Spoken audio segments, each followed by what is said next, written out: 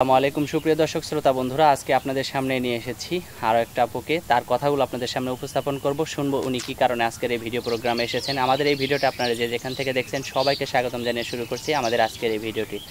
তো কথা না বলে চলুন আমরা শুনে আসি আপুটির কথাগুলো। আসসালামু আলাইকুম আপু। ওয়ালাইকুম আসসালাম ভাইয়া। আপনি কেমন আছেন? এই তো ভাই, আল্লাহ রাখছে। তো আপু আপনার নামটা আগে আমরা শুনবো। আপনার নাম? আমার নাম তারিফা ভাইয়া। তারিফা। আপনার গ্রামের বাড়ি কোথায়? গ্রামের বাড়ি মান্দা ফেরিঘাট। এটা কোন জায়গায়? এটা ডিস্ট্রিক্টটা কোনটা? রাজশাহী ডিস্ট্রিক্টের ওইদিকেই পড়ে। আচ্ছা, তো এখন আপনি থাকেন কোথায়? আমি এখন আছি বর্তমানে মান্দা ফেরিঘাটে। আচ্ছা, এখন আপনার বাবা মা কি করে? বাবা নাই, মা আছে। আপনার স্বামী কি করে? স্বামী নাই, বিয়ে হয় নাই। আপনার বয়স কত? বয়স 18 বছর। 18 বছর। আর আপনার ভাই বোন কয়জন? আমার এক ভাই, 3 বোন। আপনি কয় নাম্বার? আমার ভাইটা বড়, আমার বড় একটা বোন আছে, তার ছোট। তাদের বিয়ে হয়ে গেছে? ভাইটা বিয়ে করছে। আর আপনার ছোট, আপনি থাকেন কার কাছে? মায়ের কাছে থাকি। আপনার মা কি করে? আমার আম্মা মানুষের বাড়ি কাজ করে। আচ্ছা, তো এখন আপনি বেদে সম্প্রদায় নাকি গৃহস্থ সম্প্রদায়? আমি গৃহস্থ সম্প্রদায়। আমরা বিশ্বাস করব কিভাবে আপনি গৃহস্থ?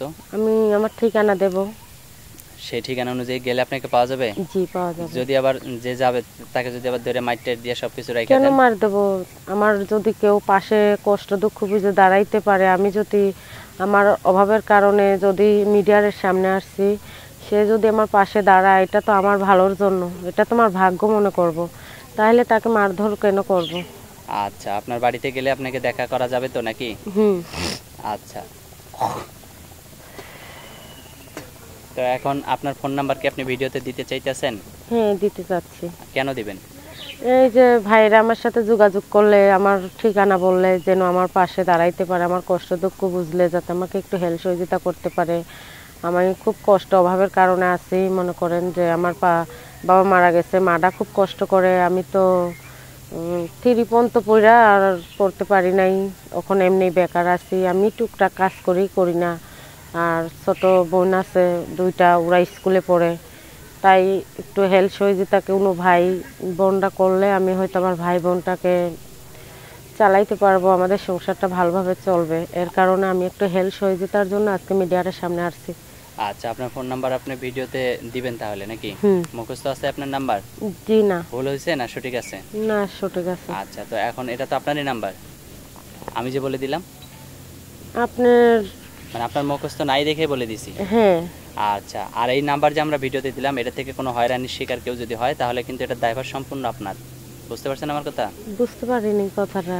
যে নাম্বারটা ভিডিওতে দিলাম, এই নাম্বার থেকে যদি আপনি যার সাথে কথা বলবেন তারা বা আপনার সাথে যারা কথা বলবে, এই দুই পক্ষের মধ্যে কেউ যদি হয়রানির শিকার হয়, এটা সম্পূর্ণ দায়ভার কিন্তু আপনার।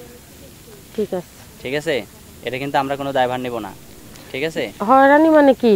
হয়রানি যেমন ধরেন আপনি প্রতারণা করলেন, এটা আমাদেরকে কেউ দোষ দিতে পারবে না, বা আপনি কারোর সাথে প্রতারণা করলেন, তারা আমাদেরকে দোষ দিতে পারবে না। না ভাই, প্রতারণার এখানে কোনো প্রশ্ন নাই। আমি একটু হেল্প সহযোগিতা চাচ্ছি। আরো বিভিন্ন ধরনের হয়রানি হইতে পারে। ঠিক আছে, হয়রানি হয়তো এর মধ্যে যদি কেউ আমার পাশে যদি ভালোভাবে আমার কষ্ট দুঃখ বুঝতে পারে, আমার সাথে যোগাযোগ রাখতে পারে, তাহলে আমি তার সাথে সম্পর্ক রাখবো। সে আমার মনের মতন হইতে হবে। আচ্ছা, ঠিক আছে, আপনার নামটা আবারও বলেন। তারিফা। তারিফা। তো ঠিক আছে তারিফা, আপনি ভালো থাকবেন, সুস্থ থাকবেন। প্রিয় দর্শক, আপনারাও ভালো থাকবেন। আসসালামু আলাইকুম। ভিডিও করা অবস্থায় কথা কোনটা?